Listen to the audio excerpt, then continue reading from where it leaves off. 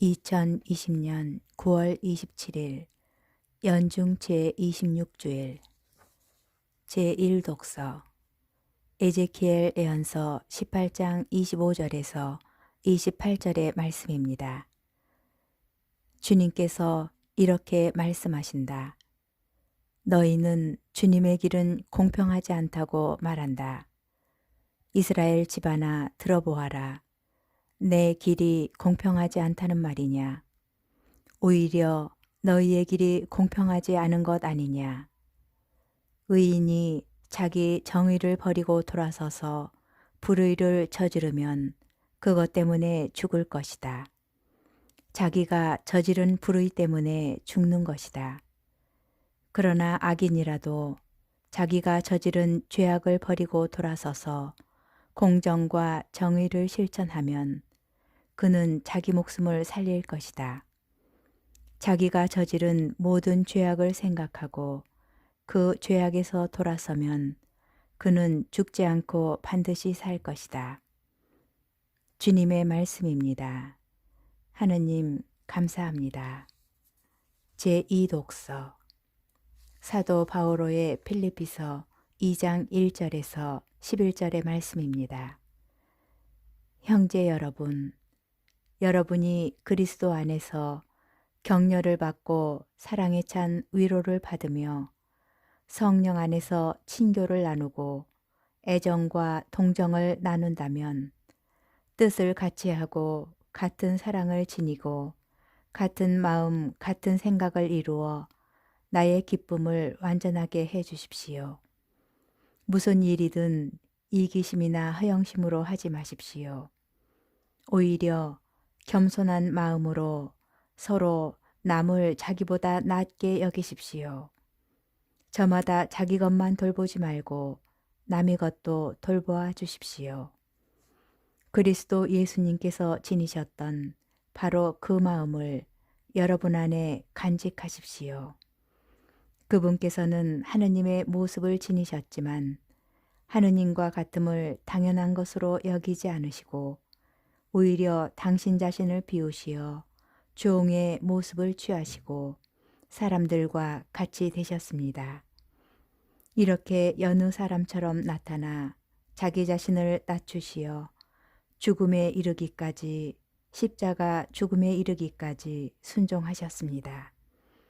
그러므로 하느님께서도 그분을 드높이 올리시고 모든 이름 위에 뛰어난 이름을 그분께 주셨습니다. 그리하여 예수님의 이름 앞에 하늘과 땅 위와 땅 아래에 있는 자들이 다 무릎을 꿇고 예수 그리스도는 주님이시라고 모두 고백하며 하느님 아버지께 영광을 드리게 하셨습니다. 주님의 말씀입니다. 하느님 감사합니다. 복음 마테오 복음 21장 28절에서 32절의 말씀입니다. 그때 예수님께서 수석 사제들과 백성의 원로들에게 말씀하셨다. 너희는 어떻게 생각하느냐? 어떤 사람에게 아들이 둘 있었는데 맏아들에게 가서 에이야, 너 오늘 포도밭에 가서 일하여라 하고 일렀다. 그는 싫습니다 하고 대답하였지만 나중에 생각을 바꾸어 일하러 갔다. 아버지는 또 다른 아들에게 가서 같은 말을 하였다. 그는 가겠습니다 아버지 하고 대답하였지만 가지는 않았다. 이 둘 가운데 누가 아버지의 뜻을 실천하였느냐? 그들이 맏아들입니다 하고 대답하자 예수님께서 그들에게 말씀하셨다. 내가 진실로 너희에게 말한다. 세리와 창녀들이 너희보다 먼저 하느님의 나라에 들어간다. 사실 요한이 너희에게 와서 의로운 길을 가르칠 때 너희는 그를 믿지 않았지만 세리와 창녀들은 그를 믿었다.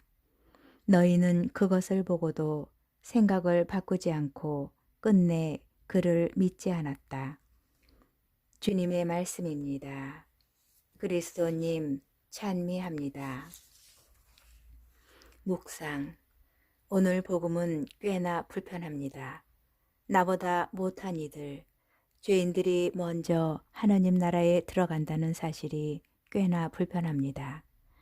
우리 스스로가 잘한다고 생각해서 한 모든 일이 부정당하는 것 같아 불편하고, 분명히 잘못된 것인데 용인되는 듯하여 불편하고, 그래서 복음의 예수님이 얄밉기까지 합니다.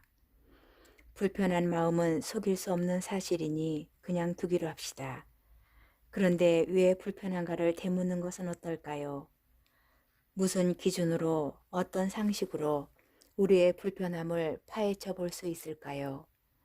대개 불편함은 이것도 저것도 아닌 어중간한 태도에서 비롯한다고 봅니다. 둘째 아들을 찬찬히 묵상해 봅니다.